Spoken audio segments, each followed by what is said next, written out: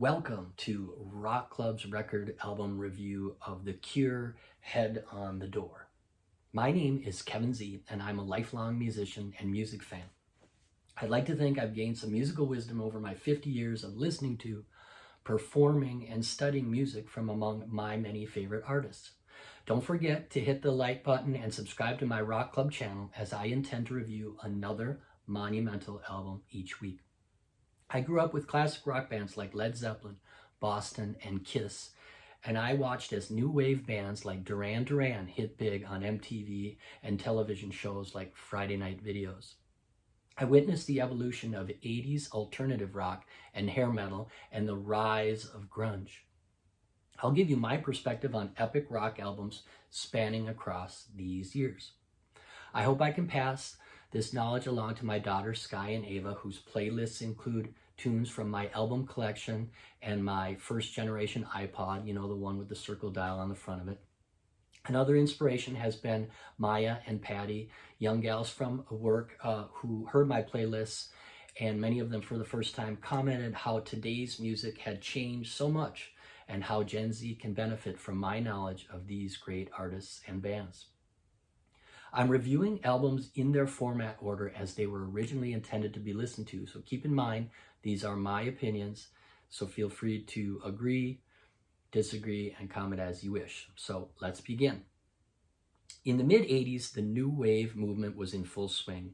The Swatch watches were being worn, and the hair was dyed some color and teased high with Dippity-Doo and Aquanet. Coming off semi-success of the poppy album The Top and the darker goth trilogy of albums 17 Seconds, Faith, and Pornography, Robert Smith had become a seasoned frontman and a prolific songwriter. With Head on the Door, The Cure's sixth album, Robert Smith would attain popularity he often denied, but secretly desired in the United States. Smith's intention was to make a, quote, slightly skewed pop record, unquote. The album is diverse, deep, and yes, still a bit depressed, but that's what makes The Cure so great.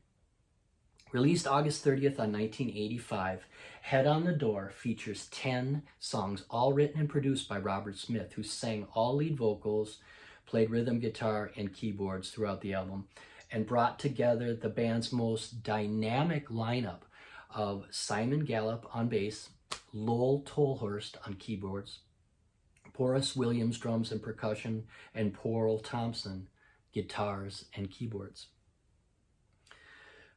Song 1 of the album, In Between Days. The album opens with a great Boris Williams drum fill and was the first single to be released. Robert Smith has said that the addition of Williams on drums really gave the band a lift, and it is evident on this great upbeat tune. There's a very catchy melody line played on keyboards by Lowell Tolhurst. Couldn't be me and be her in between without you, without you. Track 2, side 1, the Kyoto song, was inspired by the Japanese string instrument, the koto, and is a lush soundscape that takes the listener on a journey describing how things look, taste, and feel inside a Robert Smith dream.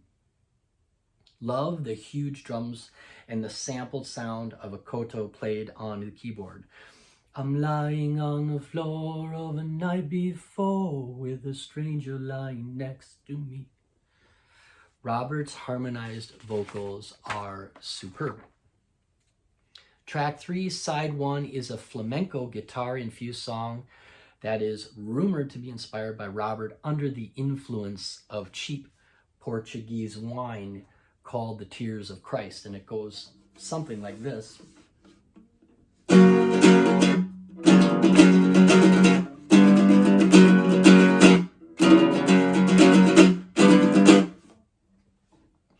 There's also a great addition of Latin percussion sounds from Boris on that tune as well. So, great tune. Track 4, side 1, 6 Different Ways, is a tune inspired by an earlier song from Robert's Susie and the Banshees collaborations. Smith had these three, quote, had these 3 keyboards in my flat, and every day I'd find a new song, a new voice, unquote. Lots of piano and keyboard parts intertwining in this quaint ditty. Track 5, side 1, Push. It's a heavy guitar-driven tune with a repeated, fantastic, descending guitar riff. Great tom-tom fills by Boris on the drums. The band jams for over 2 minutes before Robert begins to sing. Go, go, go, go, go, go, push him away. Side 2 opens with a cool keyboard sequence in The Baby Screams. It leads into this clap track masterpiece. Robert's vocals are sung as though through an echo chamber. Of course, he adds a few of his notable squeals as well. Track 2, side 2, Close to Me. This is The Cure's second single from the album and a pure pop masterpiece. Sure to get your hands clapping and toes tapping. The Cure would release a few different videos for this song that were played frequently on MTV's 120 Minutes, which featured alternative rock artists, many of them from across the pond. Love the backing track on this tune of Robert's heavy breathing throughout. Listen for that. Track 3, side 2, A Night Like This, is a concert mainstay and a fan favorite off this album. I've seen The Cure live 4 times, and they played this tune at every show. This song has a huge and shimmering production. Robert generously includes the lyrics on the album sleeve, and I love the line from this song. You trust the most gorgeously stupid thing I ever cut in the world. Wow, isn't that the truth? Great sax solo as well on this song, played by Ron Howe. Track 4, side 2, Screw, features a very cool bass line featuring Simon Gallup, who was back in the band after a brief falling out with Robert during the recording and touring of The Cure's previous album, The Top. It was great to have him back. He's fantastic live too. And then last song on the album, Sinking, which is a lush sounding song that will sedate the listener. One thing The Cure does exceptionally well is create an atmosphere with their music, and this song does exactly that. It builds dramatically, then echoes away in the end, leaving you drowning in the wake of its sound. The Head on the Door was the start of a string of success for The Cure in the United States and worldwide in the 80s and early 90s.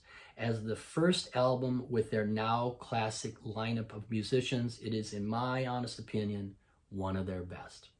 Thanks for tuning in, and look for more Rokk Club record album reviews in the near future. Peace.